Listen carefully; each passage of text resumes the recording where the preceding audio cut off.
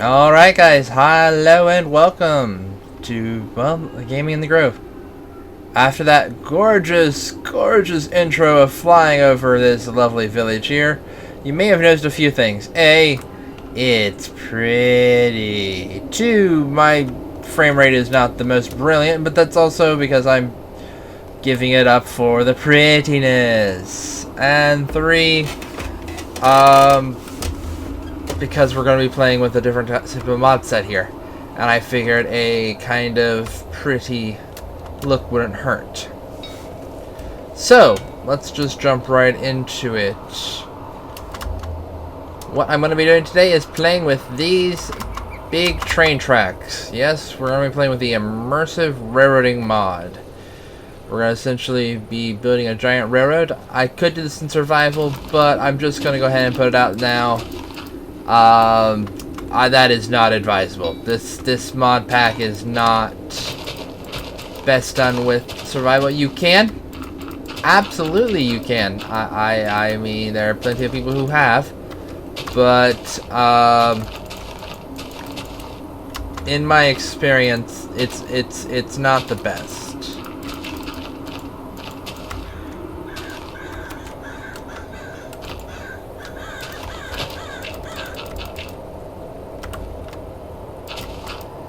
It's much better played as kind of like that's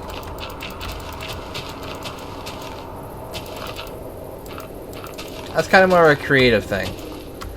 And boy, does it let the creative juices flow. Now, I normally just do like oh.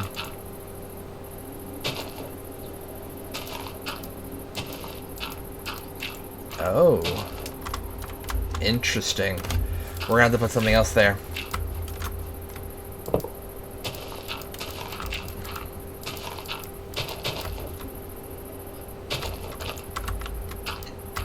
Normally I actually just fill it all in, but I think because of where this is located, it looks more interesting having the wagon trail look.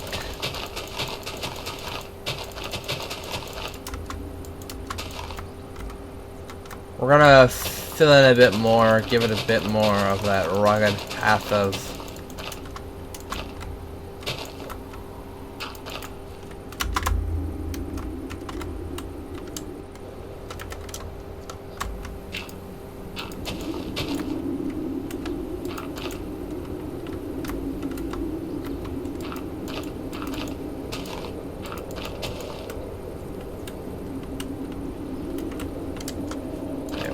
And now we just need to figure out what we're gonna put under here. I think that's a hard decision, because this isn't the standard track. It doesn't have kind of like that that look. It doesn't have the crossing as the standard track has.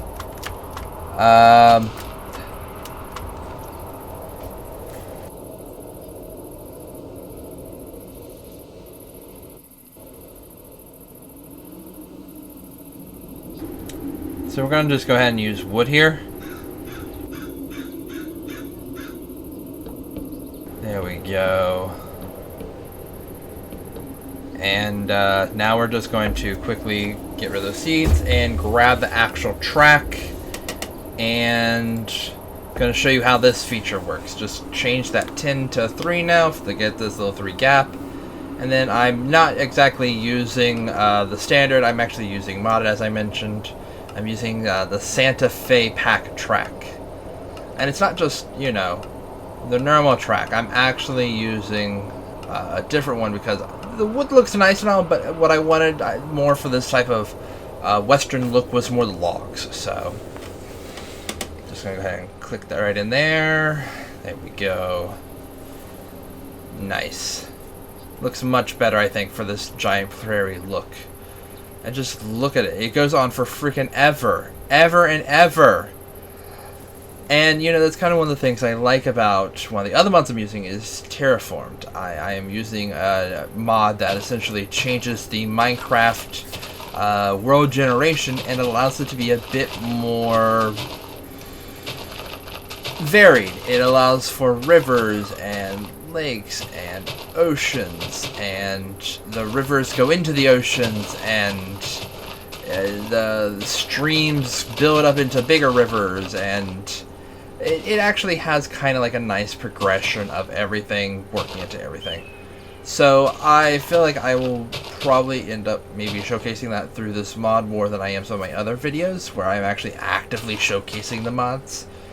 I'm just kind of very impressed with how all this just... Look at it!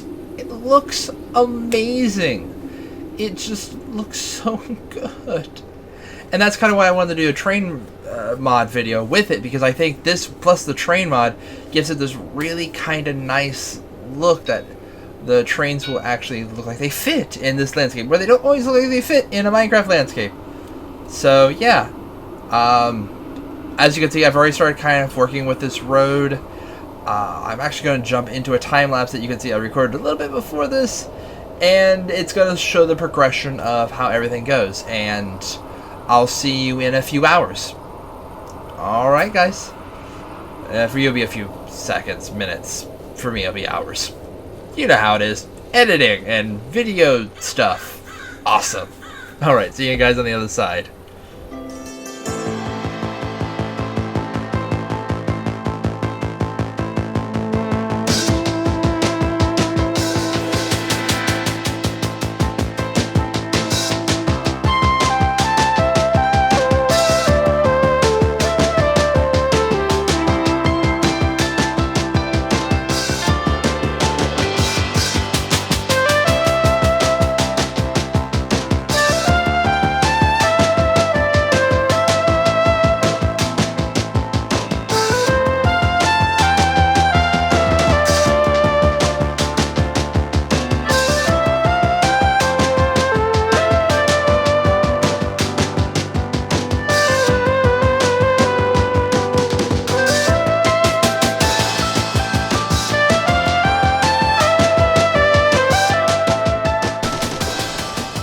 Hey guys, welcome back. As you've probably seen from that little bit of a time lapse, I mean, not as good a time lapse as I was originally planning, but you know, things happen and you make things work. I've set up a little bit of a HQ here. I have a water tower, coal pit, a train station that's still kind of in the works, and then I have a roundhouse over there. And I've also gone ahead and put some trains down so that we have a little something. And I've also started kind of fixing up the town a bit. There wasn't a bridge to cross here originally, so I went ahead and built a bridge. And my main goal after this is going to be to kind of fix up the town a bit more, change the roads around, maybe add new buildings, as well as finish up this train station, obviously. But that's not what I'm here to do now. We've kind of taken a bit of time, as I said, I've taken some time, I should say, to kind of go ahead and build up, well, a base. And while there is a train over there steamed up and ready, what I'm wanting to show you more is how to steam up a steam locomotive. It's one of those things that you kind of need to know if you ever want to play this mod. So I've got a little small locomotive in here. We're just going to jump in, and then you right click to get into the user interface. As you can see, I've already have a ton of water in here. It's just no fire. Now, one of the things you should do is put coal. You can put normal coal in like this, or as you have in the other locomotive, I actually have coal blocks in there to heat it up. And one fire isn't going to do anything. It's going to take multiple of these fires going for a long period of time to actually heat it up. Let's go ahead and give it a little bit more than that. There we are. Now it's going to be nice and heated up. It's going to slowly start steaming and working its way towards, you know, being under power. Because right now, as you can see in the bottom left of the user interface, just ignore that OpenGL error. I can't seem to get that to stop popping up every few minutes. Don't know why. It wasn't doing that when I originally started. It just keeps going now. Supposedly it's an out of sync error. As you can see, this entire bar here is empty. As more water boils, it will become pressurized and will become a white bar here showing you have steam. Right now, I can't do anything. I can't even blow the whistle because there's no steam. You can't blow a whistle if you don't have steam for these old steam locomotives. And right here you can see the heat of the boiler slowly rising with all the fires. So there's our little locomotive kind of firing up. The smoke is rising up into the roof. And we'll try and pull it out here to right before the turntable. That's going to be our main thing before we jump over to the other locomotive, and I'm going to show you coupling. There's kind of a lot of things to talk about with this mod. A lot of different sections. I kind of just want to focus this episode more on how to get a steam locomotive up and running, and kind of show you how to couple and uncouple. These are simple things. They're not large, but they're kind of a good basics to kind of get started for episode 1. Alright, let's see. How's our locomotive doing? He keeps trying to get me to crouch underneath it. So as you can see, it's going to take it a bit, so we're just going to jump cut, and I'll bring you guys back whenever it's finished. So I've went ahead and time has passed. In fact, it's been about 20 or so minutes IRL. Yeah, in real life, it's been about 20 minutes. And the amount of steam we have right now is not that much. But it's enough for me to do this. And it's enough for us to move. As you move, it should help build up more steam. The highest the temperature can get in the boiler is about 100 degrees Celsius. Anything more than that, you're about to blow the boiler. If you do that, it will explode, and it will essentially be like you dropped a bomb in your Minecraft world. So don't let it run out of water. If it runs out of water, that's what will cause the boiler to overheat and explode. Or that's what it's done in my past. Anyway, as you can see, it is morning. Sunlight is streaming through those windows. Like, really, it's freaking gorgeous. Anyway, the main goal was to get this locomotive out of here, and then we can move on to more interesting things for the basics. Got it? So, the way to actually start the locomotive forward is by pressing 8 on your number pad. If you don't have a number pad, you may want to look into redoing the controls for Minecraft in the control setting. But if you have a number pad, you're A-okay. Also, brakes are going to be 741. The throttle is going to be 852. 4 and 5 are both going to be the neutral. They're kind of like the middles. I like having my brake about middle because it means that the train will actually stop. If you have it all the way down to the default, it's just going to keep rolling. So I like having it about at midway so that it can kind of stop itself. So let's get our little locomotive moving a little bit.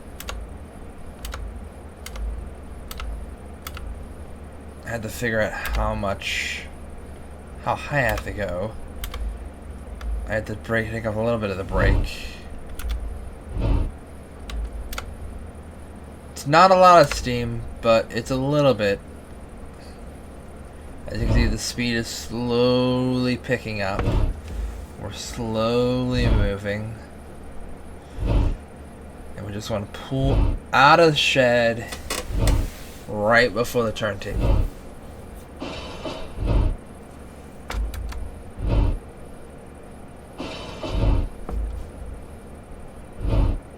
And considering how small the locomotive is, I think that should do right about there.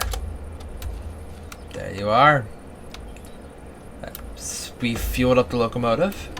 We let the boiler heat up the water, create steam, and now our little tank engine is out here right before the turntable. I've also went ahead and moved the turntable just in case anything went wrong. Yeah, now you can never be too careful. So we're just going to leave that little locomotive there. There's more than enough water. When it runs out of coal, it's just going to go back to being quiet, but don't worry about that. Also, don't worry about the turntable. I will show you how to operate it in a future episode. Instead, we're going to run over here to this another bigger locomotive, and we're gonna run around to the front on the other side of the baggage car there and hook it up. So one of the things is also to be noted here, I have technically got to fix the coupling on the front of the baggage car because that's how I uncoupled the first time. Alright. So now we're up in this locomotive. I'm just going to press A a little bit. Oop, bit too much. Just go up one notch. This one's a bit more jumpy. It's got a bit more power to it. It's a bigger locomotive, so not surprising. But go too far and it's going to start jumping. As you can see, I also have my brake a bit more intact for this one. Also, might as well do this. I don't know why, but it's really quiet. Yeah. I don't know. No. I was wondering if there was the bell, the B button worked for bell. No, that's a waypoint system for the map. Journey map is what I'm using for my mini map up there in the top right corner. Journey map has been kind of my go-to for when it comes to mapping needs, mainly because I kind of like how it looks. It kind of gives me the information I want, and you know, gives me a nice minimap with the time and everything else that I can change if I want to. It's all information you can change. You can even change how the minimap looks. As you can see, there's my water tower and my coal trough. I'm thinking about potentially making the water tower workable, if you will. I don't know if they finally got it working, but supposedly there will be a day when you can just drop water and coal into the trains and it will actually register. Right now, that's not how that works, to my knowledge. Don't know. There's been a new update that I'm working on right now. I'm working on this update, but I don't know what's all changed because the changelog is enormous. Enormous? Yes, enormous.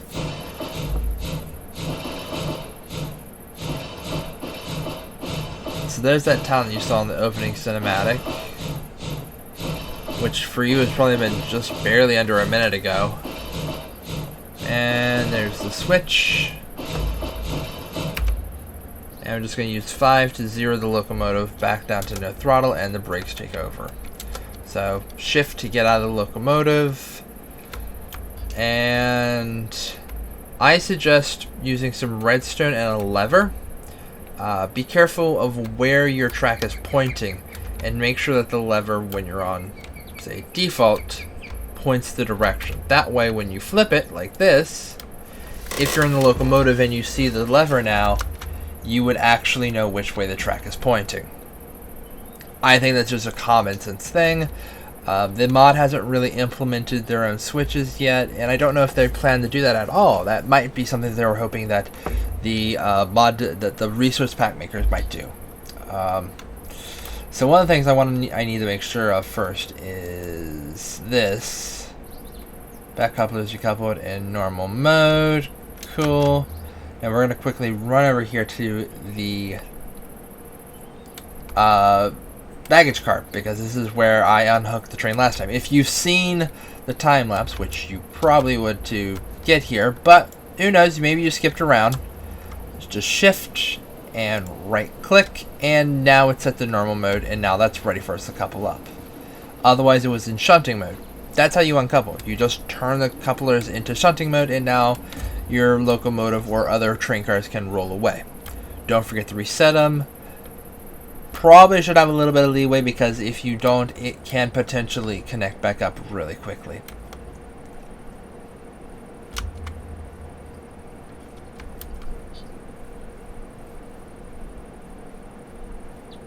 Alright, there's our locomotive and our train.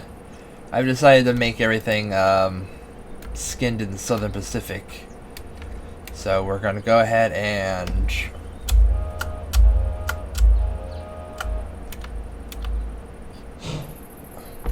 give our 3 pulls, and now we're just going to back up to that baggage car This is just a simple thing. Just run the train into it and it will connect up. That's how the couplers work in this. And then you just use that little coupler hook to undo it.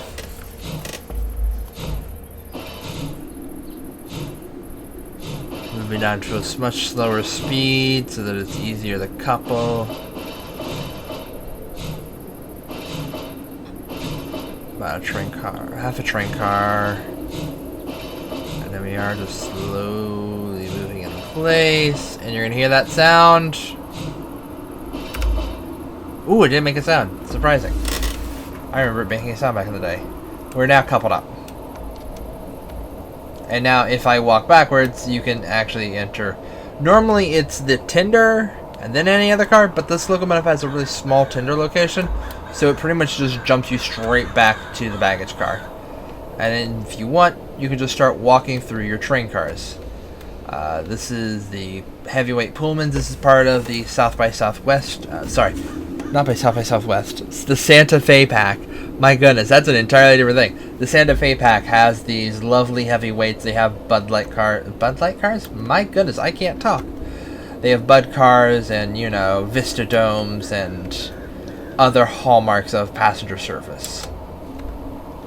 But this is our little train. We're all hooked up. I'm going to pull forward as the sun is setting. And I'm actually going to say that's probably the end of this little episode. We've got a locomotive steamed up. We got a locomotive filled up with steam, and we pulled it out of the shed. I've shown you how I've made this little area. How I have kind of shown you how I made this area. And yeah, we have a little base for the future. Now it's just, you know, drive off into the sunset. So.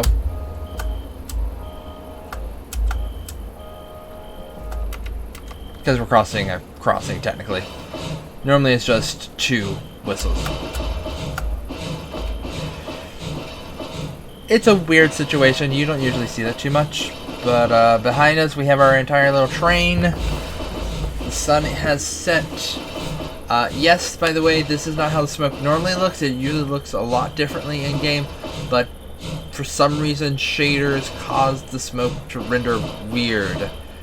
Supposedly they might be working on fixing that, but it's not a priority compared to other issues, so don't expect to see that fixed anytime soon. And with that, as night has now set and you can see the lovely lights in the distance of the town, we're heading back onto the main line and our train will slowly follow behind us.